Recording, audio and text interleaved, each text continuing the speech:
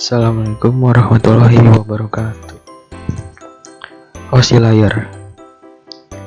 Pengertian OSI Layer, Open System Interconnection atau OSI, adalah model referensi yang diciptakan dari sebuah kerangka yang bersifat konseptual, namun saat ini telah berkembang dan menjadi sebuah standarisasi khusus berkaitan dengan koneksi komputer.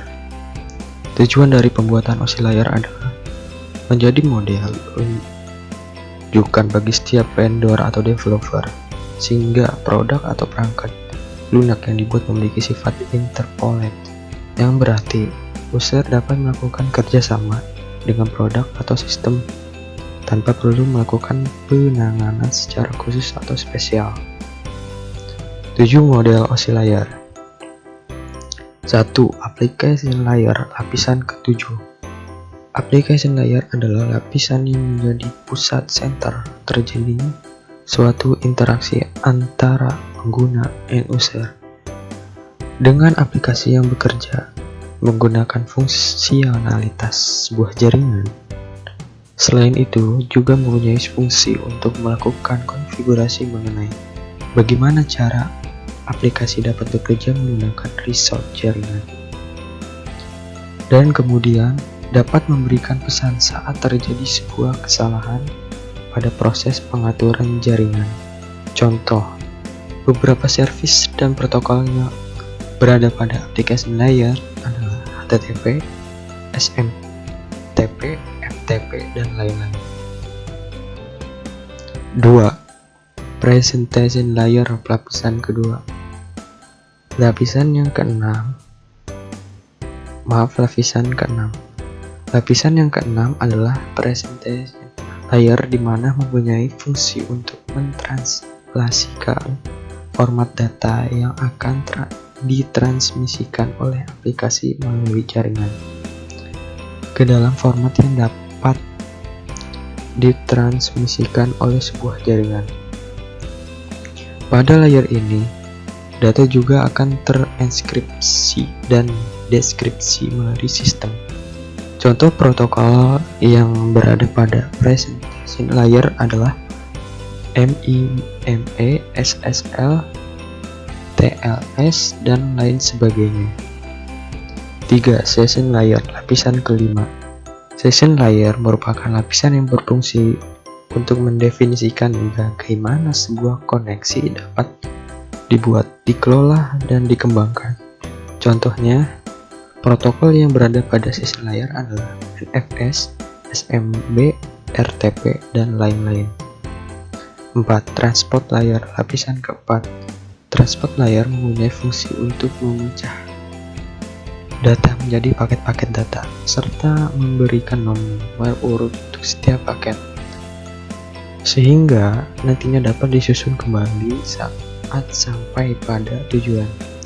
Pada layer ini juga menentukan protokol yang akan digunakan untuk mentransmisikan data, seperti protokol TCP. Protokol tersebut akan mengirimkan paket data sekaligus memastikan bahwa setiap paket telah diterima dengan sukses dan tepat sasaran. Selain itu, dapat mentransmisikan ulang terhadap paket yang hilang atau rusak ketika proses pengiriman.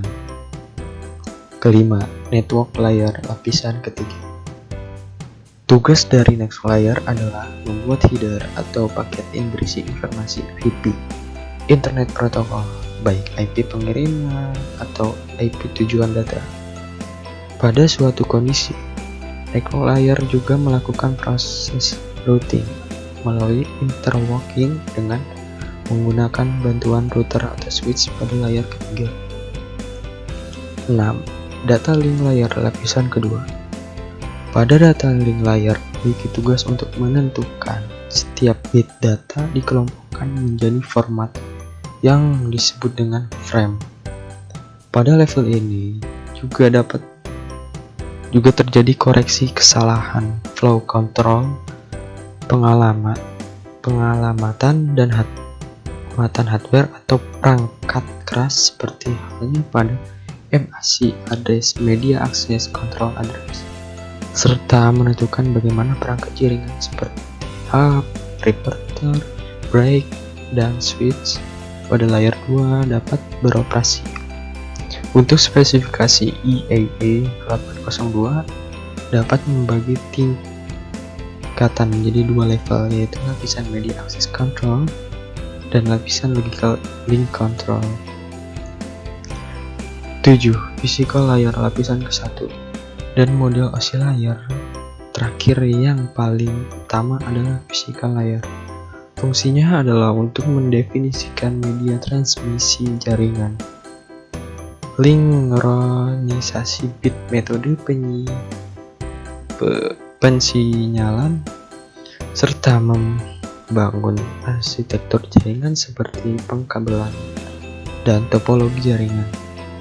Pada tahapan atau level ini juga mendefinisikan mengenai bagaimana sebuah NIC (Network Interface Card) dapat berinteraksi secara langsung dengan media kabel dan perangkat radio. Untuk setiap pengiriman data melalui tiap layar dapat dianalogikan seperti Anda mengirim surat. Selanjutnya, cara kerja OSI layer. Pertama, aplikasi layar akan mengirim data yang dikirim pengguna kepada perangkat komputer penerima data. Kedua, pada present layer terjadi konversi email menjadi sebuah format jaringan. Ketiga, pada session layer akan membentuk sesi perjalanan data hingga seluruh proses pengiriman data selesai dilaksanakan. Keempat, di dalam transport layer, pengiriman melakukan pemecahan data, kemudian data tersebut dikumpulkan pada transport layer penerima.